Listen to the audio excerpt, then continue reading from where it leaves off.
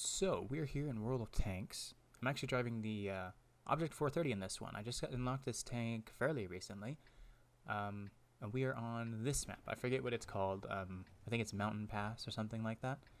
But this is a game I played probably a week or two ago, before I unlocked the Object 430U, the Tier 10 one. To be honest, I really like this tank. I think it's pretty well rounded. I'm not a huge fan of tanks with low gun depression, but in this one you can kind of make it work with the turret armor and the gun that it gets. It's got pretty decent mobility, the armor holds up in some situations, and the gun is pretty good from my experience, in my playstyle at least. So what we're going to do in this game is we're actually going to go up to the classic medium heavy tank brawling area up to the northwest, because I didn't want to deal with any light tank drama in the middle or any of the heavy tank and artillery mess that's going to be in the east over on the peninsula. So we're coming up here. We got a couple friends like that standard B that's in front of me there. We also have another couple guys that are going to lag a little bit behind, but they'll catch up eventually. And we'll see what kind of shenanigans we can pull off later with them. So I'm rushing up to the top of the hill here because I don't want to get caught out and let the enemies just take that before we get there. Let them use their gun depression, especially if they get like their T-29s up there, because when those things get hulled down, they can be a real problem, even for tier 9 tanks. So I stop here for just a second to let my team advance up a little bit, especially that standard B, and I'm going to creep into this bush here to see if I can get a couple early spots, but it looks like maybe not. It looks like I should have gone where that standard B went instead, so the hill wasn't quite in the way. So the gun depression has let me down a little bit. Snap a shot at the E50 before he can snap a shot at me. He hits the standard B instead. So I'm alright with that trade. He bounces off me, I bounce off him when I go up again, but I do take a hit from the standard B. I kind of wanted to avoid that, but it looks like he's using a smaller gun. He's probably not fully upgraded, so that's okay. So now, like I was kind of afraid of, the T-29 did make it up here, but since we were able to take the high ground first, he's not going to be as much of a threat. So I pump a shot into his upper plate. This tank has plenty of penetration to go through it without any problem, and I kind of feel bad for this guy because he's a decent player. He's got a mark on his barrel, but he just kind of got outplayed this time. It was a bad position for him, getting caught out in the open like that. So we kind of punish him for that. Anyways, take another hit from the standard B. Kind of didn't want to, but it happens. It's not a whole lot of health, so I don't mind.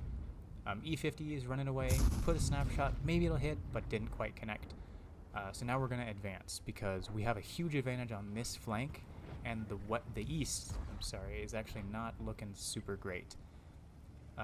So I kind of want to finish up the north here and head back around. So I auto-aim the E50, drive by, kablam, he's dead. And I want to get into an aggressive position against these guys, because there's a standard B here, and our double barrel tank is going for him. But hey, look, a Hellcat. Where'd you come from, friend? I'm trying to go for the tracking shot here. Didn't know how much damage he took, but it was enough to finish him off when I was reloaded. So I say, yeah, my teammates got that guy, so I'm going to head around, see if I can see what they have in the base. And look, there's an IKB. So I take a snapshot, pulls his tracks off, allows my team to put a couple shots in.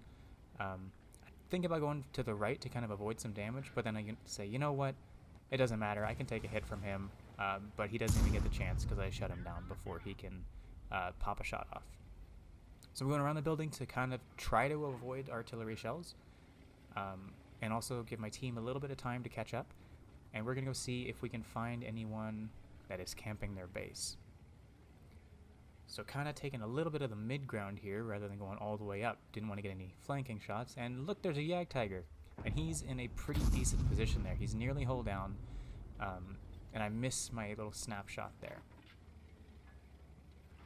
So I'm going into the low ground here, trying to find some cover so I don't take a shot from that Yag Tiger. Because the last thing I want to do is let him take a couple shots at me unpunished. So I put a shot right into his front there. Don't know if it went into the upper or lower plate, but either way, it's going to go through. And he does put a meaty shell back into me for exposing myself like that. So I don't want to do that again. And there's the other T-29. Looks like he originally went to the south to try to help try to fight our heavy tanks. But he's returned to base, which is a good move, but it kind of is his demise. I missed that first shot, which was kind of irritating, but I take another couple seconds, let it all the way aim with that Udez, and I take him out of the game too. So I think we're up to 4 kills now. Jagdtiger's coming out, so I want to hit him first. He's definitely a bigger threat than that T-29, especially since he's sitting out in the open. So I reload, put a shot into his upper plate, and fall back again because I know that I've been spotted. But I actually don't get spotted. So I'm able to reload, put a shot into the top of his turret, and now it doesn't matter if I've been spotted or not because it's just the Jagdtiger and the artillery, basically, that I have to worry about. As well as an ISM that just appeared right in front of us there. So wasn't really expecting that, but that's why I kind of swung to the right there to try to avoid anything like that. So put a shot into his tracks. I thought maybe it'll go into his hull too, but either way I might be able to get some assistance out of it. No dice there, but I am able to put a shot into his lower plate, take a good chunk of health off of him, and now we can advance on the Jagdtiger, pump a shot into his side too.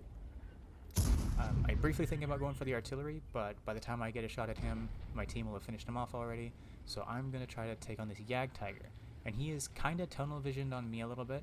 It makes sense, I'm kind of a big threat to him, but he really should have been looking the other way, because my team's able to put a shot into him, he gets one into me, but then I'm also able to get one into him as well. So it's a pretty decent game, I think. It was definitely a lot of fun to play. Alrighty, so taking a quick look at the post-game stats here, starting with the victory screen. That was a first-class mastery. I kind of expected a ace tanker, but considering how well this tank is performing, first class isn't really surprising, especially for just shy of 5,000 damage.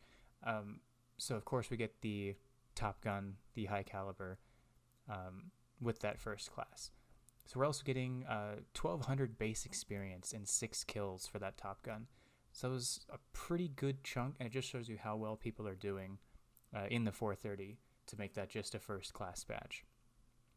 Since I didn't really fire any premium ammunition and I had a couple boosters going on, as well as the Christmas events for extra credits, that's a pretty meaty profit there for a non-premium tank, and along with the XP missions, you're looking at 4,600 XP that I took out of that game.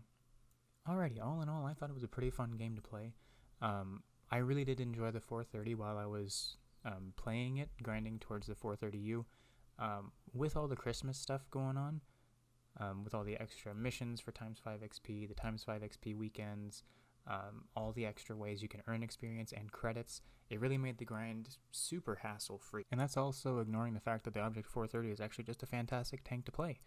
I've had a whole lot of fun with it, and I think if you guys are thinking about another line to go down, I would definitely recommend it.